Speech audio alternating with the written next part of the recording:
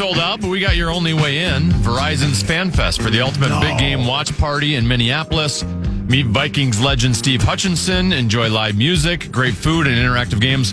All while taking in the big game on the big screen at Target Center. Enter for your chance to win now at KFAN.com keyword contest. That's KFAN.com keyword contest. Enter now. Are we talking about the same Steve Hutchinson? Steve Poison Pill? Yeah. Hutchinson?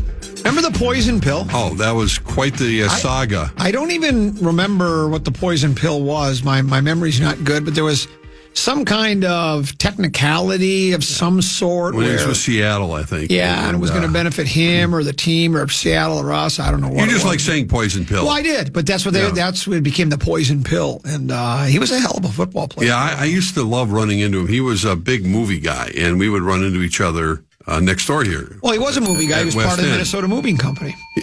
That he was. Hell! Well, I mean, he was HOF. I mean, he was as good as it gets. The Vikings could sure use a few more Steve Hutchinsons in this world. This question's actually come up a couple of times, and it just came into the Bradshaw and Bryant KFAN text line. It says, will J.J. McCarthy be considered a rookie this year? No. He won't be? He won't be? Not for like rookie of the year purposes or anything, no. Because even though he didn't play at all or wasn't active for one game? You're 100% certain about that? I mean, that's a good question. I'm not 100% sure, but it's not like college where you get redshirted. Right. Like, I'm not. The NHL has weird rules where if you can play some games, but I don't think the NFL would consider him a rookie, no. I don't know. Probably look it up. Someone could tell us. Well, Ken is probably right. I mean, but it doesn't seem... I'm trying to think of those other comparisons where a prominent player missed his entire first year because of injury and came back and had a hellacious second year and was considered a rookie. But I mean, I think in the mind's eye, he's considered, and other people are going to identify him throughout the year saying, they're not going to call him rookie quarterback J.J. McCarthy. I think this is going to say, his first I just feel like we would have had this happen many times with the NFL, probably. How many injuries there are and guys get out for the year. Like I think we would have heard about someone being called a rookie in year two. It's happened. You're right. But you're probably correct. I mean, it's. Well, we're going to find out. Can he be considered for comeback player of the year? Sure. I mean, come on. If we're going to find out right now. Yeah. Grok. You love Grok. Grok is not Gronk. Grok. No, it's Grok. It's the AI version of right. Maybe Gronk's behind it. He's answering all the questions because he's a pretty bright guy. If you listen to him on TV, I like him. He's sharp like a tack. Will J.J. McCarthy be considered a rookie in the 2025 season? Let's see. See what AI says. Tenneby has no idea what he is talking. Wow, Tenneby was spot on. It says he will not be considered a rookie despite missing his entire season due to a meniscus injury. The NFL defines a player's rookie status based on the year they were drafted when they first played in a regular season game. Well, he didn't play in a regular season game. No, that's what I'm saying. I mean, if he played in one game and you got, then all of a sudden you got hurt. But again, it says even though he did not play, he is no longer eligible for rookie status. Well, again, then he probably should be eligible for comeback player of the year. Well, he could. If that's the case. But I mean, the announcers will identify him as as such. People don't have to label him any which way. We don't even know if he's going to be starting. No, we don't. It might be old Sam Darnold has an arm. E-I-E-I-O. Could be though. Anything's possible. Anything's possible. Not likely. I think you've got inside information. I don't have any inside information. No, of course you don't. No. A lot of contracts flying by the desk, though, I can tell you that. Yeah. Budget times. It's a budget time. Budget time. Budget time, yeah. That's what it is. Erin comes back. Her head's spinning, yeah. How excited are you? I think, again, I saw a spring in your step. What are you talking about? Twin sign, former Gold Glove center fielder. What's his name? Josh Bader? An embarrassment of riches. What's his first name? Did I get the first name right? We're coming. Won a Gold Glove in 2021. Well, that's great. For that's Harrison. Harrison Bader. He's played, we call him Hitman Harrison. Right. He's played on a number of... I always loved judging by his batting average last year, I don't know if that's an accurate nickname. I saw that, too. Swing and miss, man. So, Harry the K-Man. Yeah. Is a logical conclusion is game whatever when Buxton... Well, that's does something that was our speculation. It is like, well, you got to have a plan B with him, right? You really do. He's our Michael A. Taylor. Yeah. Willie Castro plays every position right now, so I mean, I think he's capable of playing everything. But yeah, they signed a left-handed relief pitcher yesterday, and now they signed another guy today, and this is how the Twins do business. There's guys on the block and the scrap heap that are just out there looking for jobs, and once in a while you find a diamond in the rough, but more times than not, you're just trying to get a serviceable player who can fill a role. And that's the Twins' way. Countdown to NBA trade deadline. They got a clock in the corner, 23, 53, and 10. All the salary matchups with Durant. And NBA trade machine. And they're just trying to break down and guess who's going to do what. And, it's all fun and it's all good and well to speculate. It's fun, know. And sure. I just don't. Sometimes I wonder when people start proposing. I think it's a possibility there could be a three-way trip. It's like, well, where are they hearing these things? I think a lot of them just make it up and they look at what teams need, what they might not need, what they want, and then try to match up salaries and go, well, I guess technically this is realistic. It could be done. So I'm going to go with that as I think's going on, or that's a possibility. I think we learned, as much as that stuff gets agent driven and they throw things out there and give them to the insiders, NBA insiders to spread the word.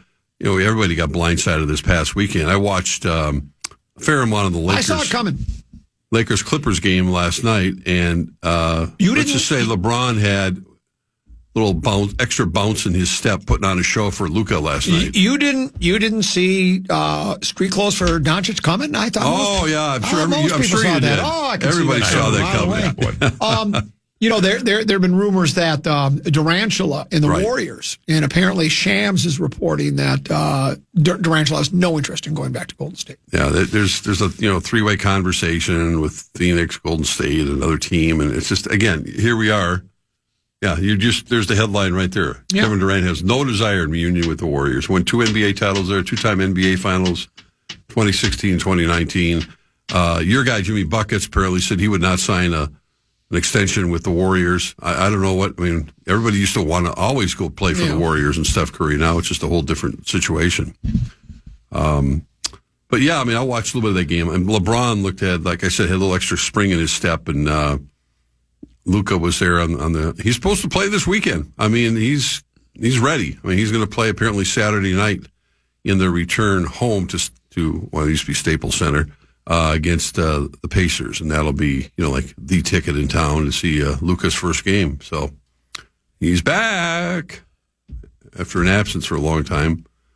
And watch out for the Lake Showdown. They might be, I don't necessarily think they're going to challenge for the Western Conference Championship this year, but I don't know, unless OKC has some sort of big injury, man, that team's fun to watch. They can be had with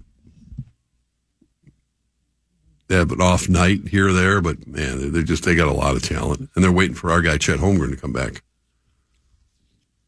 He might be one of those injury prone guys though too. Well, it's possible. Yeah, hell of a talent. Yeah, he's got. I don't know if we all saw that coming when he was here. Maybe you did.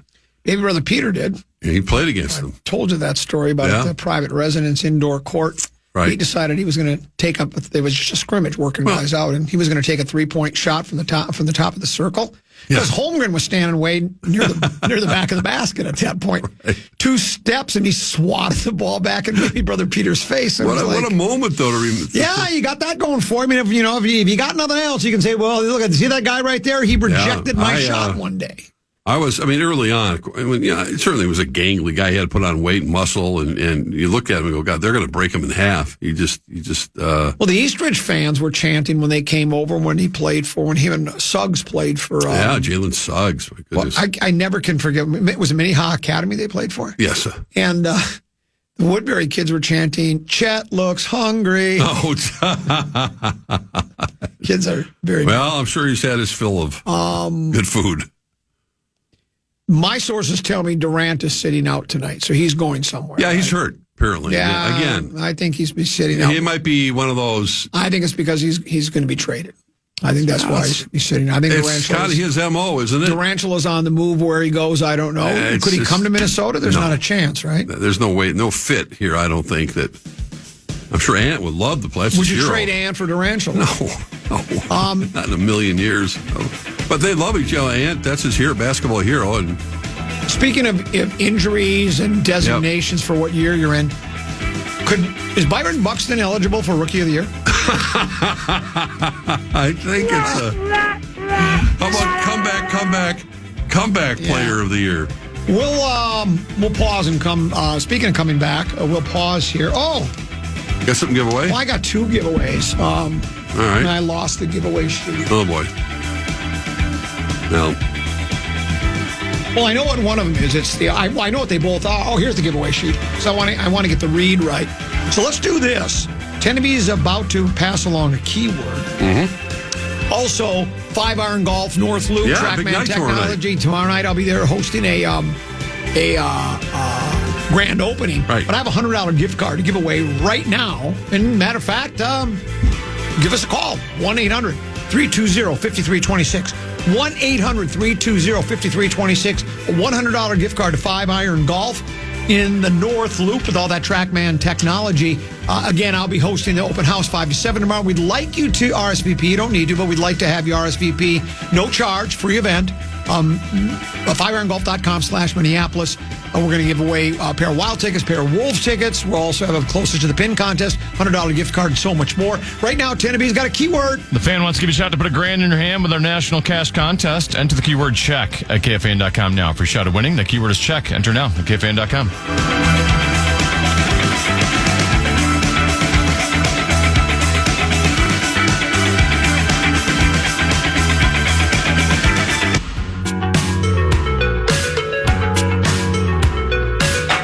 Join the common man at 5-iron golf in Minneapolis tomorrow. Join the official, unofficial ambassador of Minnesota Golf at 5-iron's newest location in North Loop from 5 to 7 p.m. Check out their simulators where you can play iconic courses, enjoy chef-inspired dishes, craft cocktails, and enter to win great prizes in a Closest to the Pin challenge. RSVP now for this free event at KFAN.com. Keyword calendar.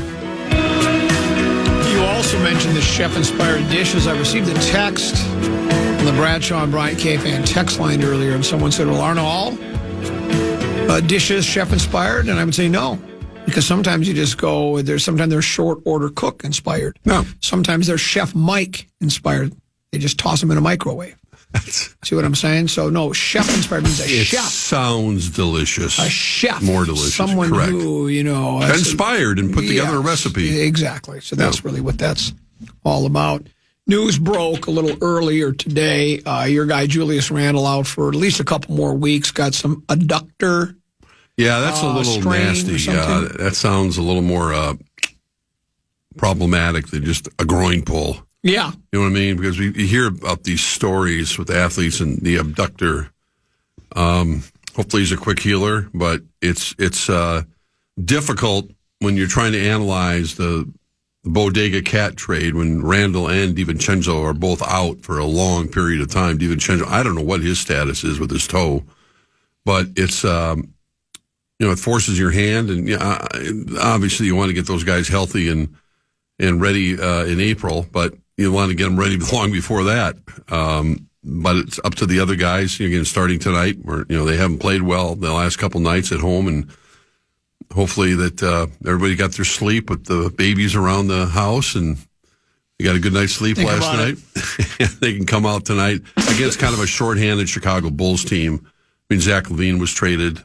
He's not on the team. They haven't got the guy that they're like the Wolves are like 10-point favorites tonight. They can't let this one slip away. Come out and play like you mean it tonight. This is, you got to keep winning. That's just it. I mean, these other teams aren't waiting around, and other teams have issues too. But missing those two guys for a long period of time, right? Especially since both. I mean, I have not been a big, real fond of Randle's game overall, but the last week and change, I think he's been playing his best basketball since coming here. And DiVincenzo had just found his range and after a slow start. And you need his 3-point shooting and his aggressiveness, I think, on defense. So it's that's just the way it goes, in all sports. You got to pick it up and go. What I thought I saw was what's Randle's game has changed a little bit. He's become the last handful of games, I don't know, 4, 5, 6, what the those in the know, the people I trust, say that he's distributing the ball a little bit more. When he came here, he was, that was the one rap against him when we acquired him. It's like, well, kind of needs the ball when his hands get sticky. He's a scorer kind of a guy. And so then all of a sudden you have, well, it's him and Ant, who defers to who. And if you even remember, we had that situation where he fired the ball at Gobert because Gobert was in the paint. And there was, then they had to come out and say, we're one big happy family. Right. But apparently that Randle is at least now, okay, I'll just fit in where I can, and whether that continues when he comes back or not. If he comes back, I don't know how legit any of these trade rumors. If he had been healthy, if those trade rumors involving Randle would have intensified, because he's eligible, for free agency next summer, and he's a name that would have potentially been wanted by a lot of teams, but now that he's hurt and nobody knows how long, they're not going to move him. And so, Tim Connolly's a magician many times when it comes to making moves at the last minute, and I'm not saying it's impossible, but I don't see, unless they traded an Nickeil Alexander-Walker for something, I don't know what they're going to do that's going to move the needle at all at this point. Doesn't seem like it's very feasible, but we'll see. They're kind of stuck in that second apron, we like to call it, You had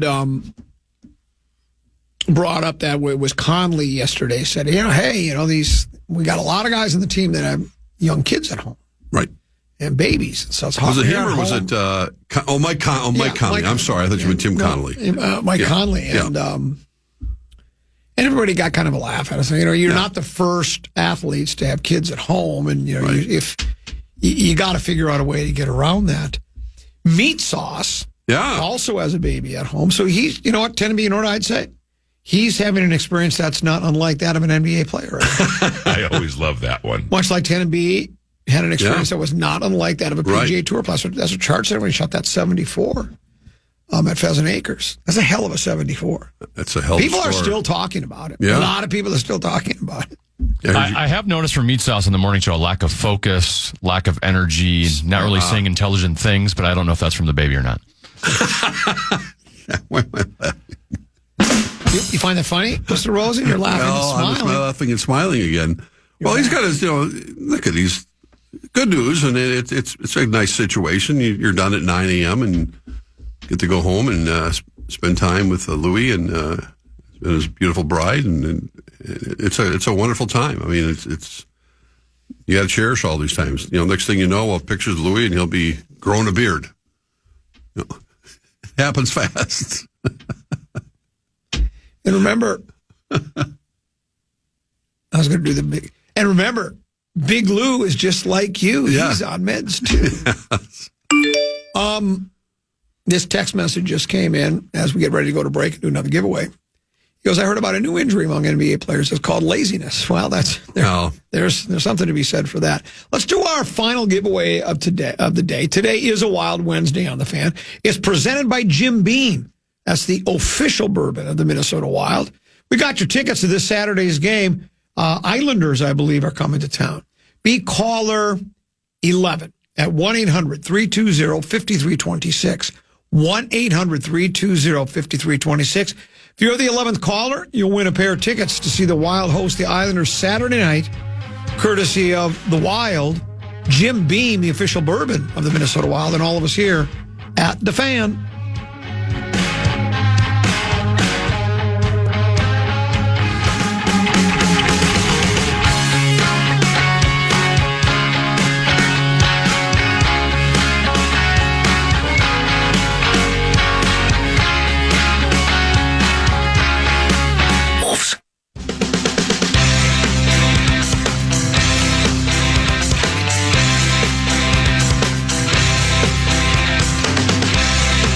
Sensation Daniel Tosh is bringing his hilarious stand-up show to the Twin Cities. Don't miss your chance to see him live on June 19th at the State Theater. Tickets are on sale now. Get the full details at KFAN.com. Keyword calendar. NBA trade machine. Trade machine. 23 hours, 27 minutes, and 19 seconds until the NBA trade deadline. Wow. I'm counting it down myself. I'll have a sleepless night tonight. I'm sure you will as well. Tennessee, not so sure much. I won't. But Tennessee will be rubbing his grubby little hockey gloves together after this news. Breaking news regarding the Minnesota Wild. Wild claimed Vinny Heinestroza.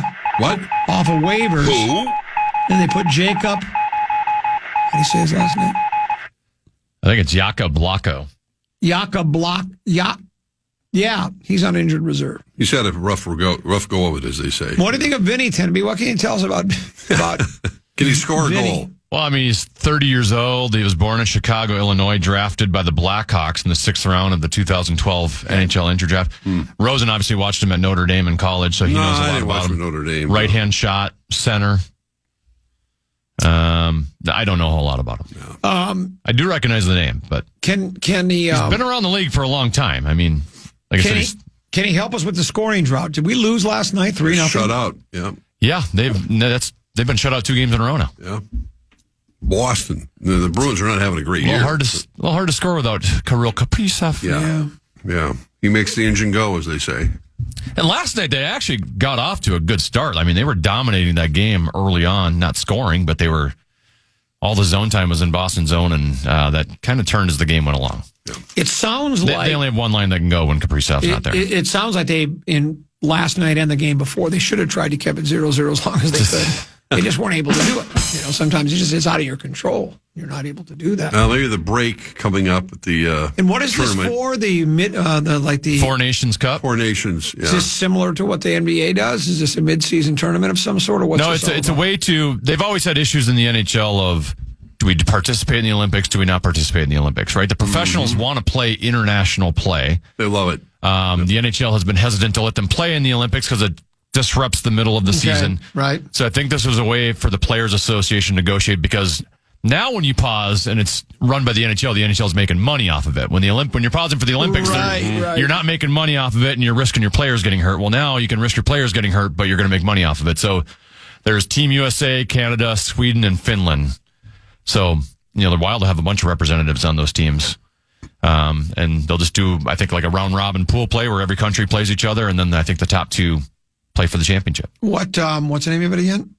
Four Nations. Yeah. Is this anything though? I mean, it's not the Olympics. I mean, no, but there's still a lot of pride involved. I guess, but it's not the Olympics. Guerin's involved, and is he from a? He's the GM for the American team, and John Hines, I believe, is the assistant coach. Right. Why do we need a GM? I don't know. Yeah, pick a team. Oh, yeah. Okay. And this is what we can have. He picked 2 weeks Brock away? Faber and Matt Boldy for that team. Okay. Get to put the. But I'm also disappointed Russia's not there, because we don't get to see Kaprizov and Ovechkin and Malkin and Kucherov. Right. Why aren't they? Because they only have 4 teams. Well, I think should have booted one other team. I think those four countries are the only ones that have enough NHL players, because they have to be in the NHL. Yeah, got it. Now, hopefully Kaprizov will be back soon after the tournament. Do you have inside information on that? No, okay. I'm just saying. I said hopefully. I don't know. Just going by the structure after his surgery, which we're still not quite sure what it was, other than lower body, probably probably hernia related or something. He's a strong young man, as we know, and he's going to do everything in the world to get back. But I think they're going to have to kind of hold him back, because he's anxious as hell to get back out there. Hope the surgeon knows which part of the lower body. Well, I hope he got the latest information, as opposed to just, hey, this is all you need to know. It's lower body. Good luck figuring it out. D. Garcia goes off for 19, season high 14 boards. Gophers win. They come back and beat gritty, nitty Lions.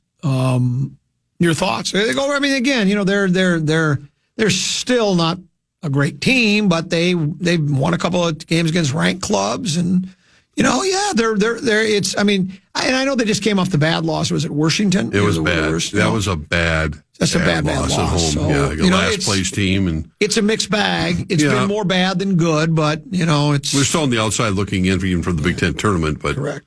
They showed some pride, and they go out there and worked and got them. So I saw some of the game. Not that I'm familiar with every one of their players, but what was the dude's name who helped them? I got to look it up because I'd never heard of him, and even being that familiar with the Gopher basketball team. God, it's so dark in here. Rigsby, Eleanor Rigsby. Okay. Rigsby had 5 for 5, 14 points. I'm going. I don't remember seeing him playing very much, but good for him. The commissioner of the National Football League, Pete Rozelle, has been openly talking about that an 18-game schedule in the National Football League is inevitable. Rob Motti writes football for Associated Press. He writes today out of New Orleans this story half hour ago. Yep. An 18-game NFL regular season is not a slam dunk. NFLPA Executive Director Lloyd Howell pushed back on it today. The two sides haven't had formal discussions about expanding the season, which would require renegotiating the collective bargaining agreement. Here's what Lloyd Howell said. Their side hasn't raised it. We certainly haven't raised it. Any commentary outside of a formal negotiation is just commentary. It's a player's decision as to what they will agree to do or not. Right now, when I've talked to players over the last 2 seasons, no one wants to play an 18th game. No one. 17 games for many guys is a lot. Is too long. Yeah. And of course, I'm sure the players will say, well, what are your concessions? What do you got? I mean, you never say no completely until you talk. And I don't, and I'm a football fan. The National Football League is my favorite sport. I don't need another regular season game. I'm with you. And eliminating another preseason game, we're already down to 3? Isn't the solution. And obviously the salary cap is going up again this year exponentially for all the teams. So there's money to be made, and the players, in theory, are going to benefit from that with higher salaries. I saw something today about Brock Purdy, his agent. I don't know if it's agent speak or whatever. Going to potentially make between $40 and $50 million this year. Yeah, as a starting quarterback for the 49ers. Think about it, Mr. Irrelevant, being in that sort of rarefied air. But yeah, I mean, I think. The injury situation. I know the concussions were down the last year, which is really good, and that's a credit to the league and training staffs and being more forward thinking about how to treat them and looking after it and the helmet situation and everything else. But that's encouraging. But we all know it's still a very violent sport, and the more you play, the more chances you have of not right. Well, and there are apparently a number of negotiating items that the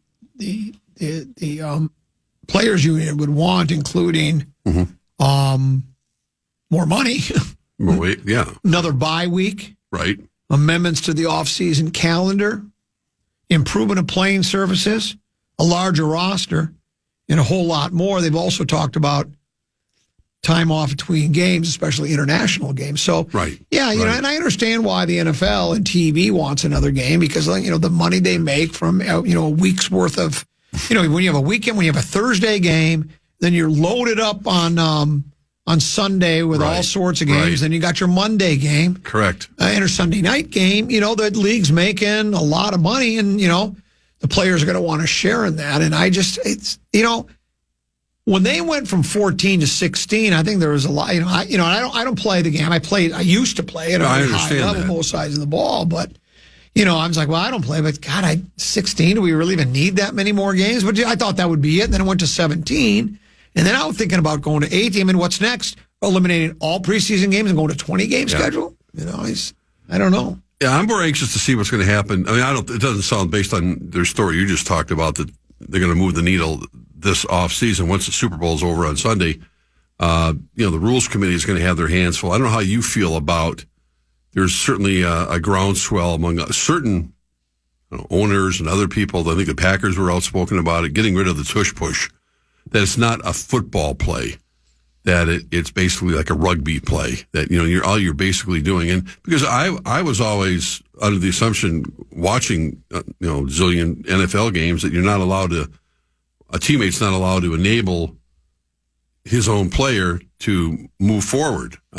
Forgetting the tush push, just running back, running the ball, and all of a sudden you get the Steve Hutchinsons of the world or someone pushing Adrian Peterson forward another 3-4 yards.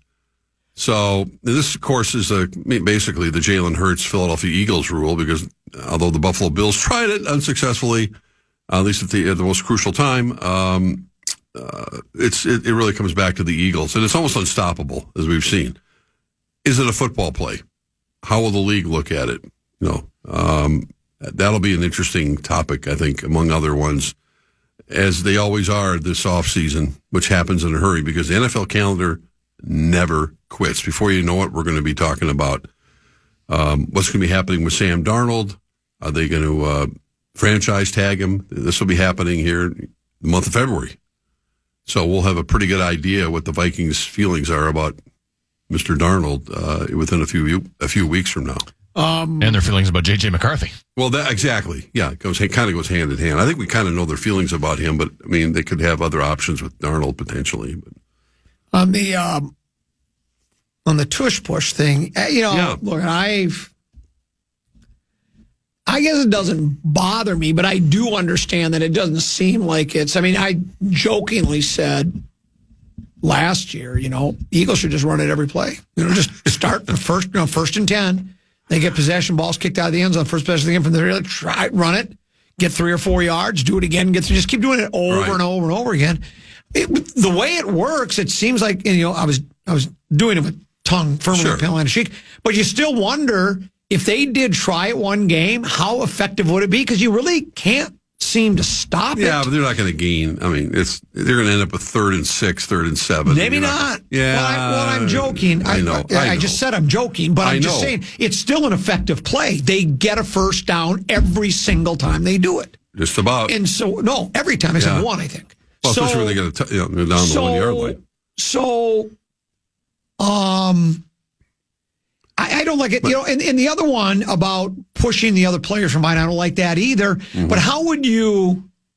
Is adjudicate the right word? Yeah, that's very good. How would you? I don't know. Because obviously you could, a lineman could say, "Well, I got pushed into him, or I got, I was trying to block, and I kind of caught part of his body." It's a massive humanity a lot of times when you got a running back and you got 4 or 5 linemen and defensive linemen, and it looks like something out of a rugby match. Yes, and I don't know how they can, like I say, decide. I guess if you pushed him, whether there was intent or not. But I think they could probably legislate saying, look, you can't do the tush push anymore. That's all. I mean, the rest of the stuff that you can do, but that's, it just came out of kind of nowhere the last few years, and no one is better at it. Jalen Hurts is strong as an ox, and there's not many quarterbacks with that kind of strength. Well, and as you mentioned, Buffalo tried it a couple of times against Kansas City, and it didn't work. Now, they made a couple, but they also missed a couple. And part of the speculation, at least by Romo, I think he was right. He said, well, every single time Buffalo does it, apparently Josh Allen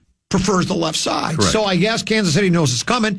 It always makes it a little easier if they're going to the left side rather than, I guess you're right. It's more about Jalen Hurts, I think, because everybody knows he's going straight ahead. Right. He ain't really going left or right. He's going straight ahead. It ain't just the specific quarterback tush push I get annoyed with, though, too. It's also like a running back has a 7-yard game and he's being held up by 3 defenders, and all of a sudden a bunch of big. Yeah, we were just talking about that. Yeah. Push him forward. Yeah, so it's not just the. But what I was saying is, that's a little harder to legislate just because, if you run the play and you're trying to block somebody and you bump into him, I wasn't trying to push him. So, but you're right. I don't like that either. It's sloppy. It doesn't look like real football. Maybe they should just ban the running game.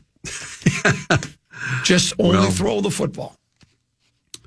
Well, Saquon is going to try to do something against the Chiefs that I think has not been done in their playoff history, at least recent history. That's rush for 100 yards.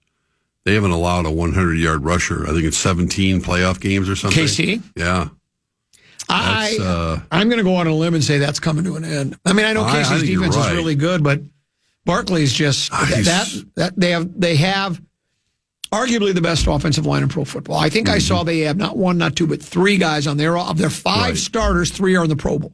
Right. Well, they're not in the Pro Bowl because they're in the Super Bowl, but they were elected to it. Right. And so when you've got that and Barkley as good as he is, and then the ability to Hurts can run the ball, and they've got a passing game. I would think he would run for over 100 yards. I mean, if I'm doing the prop bets, I would take over under. I would take the over that he's going to get over 100 yards. I agree. I mean, I think, I said this the other day. I went with the old, and I know someone reminded me, a friend of mine who we text and talk more than most people know, saying I kind of contradicted myself when I say, well, why wouldn't Kansas City win? That's all they do. And then he came back and said, yeah, but you're the guy that says just because it's happened before doesn't mean it's going to happen again.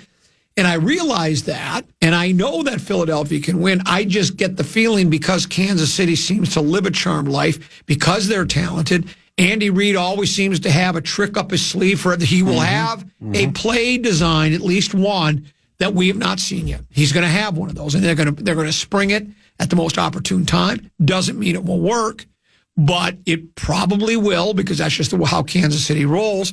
They've adjusted the way they play the ball. Now, Lieber brought up game manager. I think he's partly right. I think Mahomes, they do, like Tenneby mentioned, without Tyreek Hill anymore, they seem to throw the ball on shorter patterns and such like that. But this Philadelphia team, we discussed this. They had that 4 or 5 game losing streak to end the season last year. It was just awful. It looked like you might want to fire the head coach. You might want to get rid of coordinators, start from scratch. But they were 10-1 going into that or 10-1 or 11-1 when they went into the tailspin. And then this year were they 15-2, or I think they were 15-2 in the regular season. So you take out, and I know you can't. I'm not gonna pull a Konzemius and say take away Kafka's 62, 72, 82, and 92 yard run, and the Gophers are in the game. But you take away that 4 game losing streak there. That team over that stretch has been like 25-3. Yeah, they're as efficient as any team in the league, and I think they were kind of under the radar this year, obviously because of the Lions, I think. And the way they ended last season, like we said, they got bounced in the first round of the playoffs after losing 5. And there was allegedly friction between Jalen Hurts and Sirianni, and like they weren't on the same page. The passing game wasn't working. Yep. It's like they're gonna fold up during the postseason. And, well, here they are. And it's pretty much of a toss-up game. Chiefs, I think, are 1.5. Well, and I think they me and my prognostications, Casey will blow them out. But Philadelphia just seem like, because of the running game, and their defense is better than the defense that played them a couple of years ago in the big game. So they just seem they're more equipped. But then Kansas City, people. Mahomes is a magician. Again, we were talking about it. We've talked about this over and over again about how Kansas City was kind of be written off by a lot of people. Yeah, they're winning games, but boy, there's a one-score game, and they're really struggling to win. And we talked about the power rankings; they were dropping in to 6, 7, 8, or whatever. Yet they still found ways to win. I just keep going back, and I don't have the exact quote, but they asked Mahomes about it, and he basically said, it's almost like we talk about with the NBA teams, where we know we're going to make postseason play. We're kind of just biding our time and waiting to, save ourselves up. And then once postseason comes, boom, that's where we flip the switch. Yep. And that's what Kansas City seems to do. And so here they are again. They're not phased by anything. No, nothing. That's the thing. And that's, he's got. This is what they play for, is to get to postseason play and try to win big games. So I certainly wouldn't bet against them. I'm expecting. I never like to game. It's going to be a great game because we don't know that, but it has all the makings of it. It does. I hope it is. Yeah, I really do. I think if you're a football fan and don't have a betting interest or a rooting interest, I think most people are looking at it like, well, I'm sick of the Chiefs winning. But do you have Chiefs fatigue? No, because it's so rare that this has happened. I mean, I lived through the Steelers era, and I lived through the Dallas and San Brady. Francisco for the 49ers. Yeah, dominance. So it does happen a lot. Yeah, it happens, but not a lot. No, I just think it's. I don't want them. I'm picking Philadelphia. We have a huge wager on it, $9, I think, and 25 cents. I think it was 23 cents. Oh, whatever it is. But I'm picking Philadelphia. But I want to see a good game. But I'm not. I don't have Chiefs fatigue. I'd like to see and I can't stand, again, like a lot of people, I think it's like, well, I hate the Eagle fans. They're obnoxious. They're dangerous. They're this, they're that. But I like a lot. I've heard a lot of people who work with the organization are really classy people. And, that part of it's always out there I have as Chiefs well. fatigue. Well, that's understandable. But I mean, and the guy on the other side of the glass just loves them. Oh, yeah. Well, I mean, I like entertaining football. They play entertaining football. They do. He loves, Yeah. Well, go ahead and say it, Teneby. Bondaruski. Go ahead and say it. Bondaruski. Yeah. It's fun to say, isn't it? Say it. I have those commercial fatigue. Bondaruski. Say it, Mark. It's fun. No, I'm not. Can you say Bondale? I'm not. Save. Oh, my God. I have more fatigue from you doing it than the actual commercial. Can you say what a pro wants, what a pro needs? Can you say expired? Stop. Oh, my God. Stop in my head. You're planting the seed. I got news for you. When I go to sleep sometimes, I'm hearing the common man. Your opening, common man. I hear that in my bleeping head, and I can't get it out of my head more than the Bumblerooski. And then when you drift off to sleep, you have sweet dreams. Oh, my God, it's annoying. We'll see you tomorrow, too. Yes, sir. Teneby, thanks for having me. Hey, great job. You as well. We enjoyed our visit. Back tomorrow, 12 noon. Big Ticket JG are next here on The Fan. And good night, folks. And good night, Mrs. Calabash. Wherever you are. Stop! Listen back to any of Common Man's programs by podcasting on the iHeartRadio app or KFAN.com.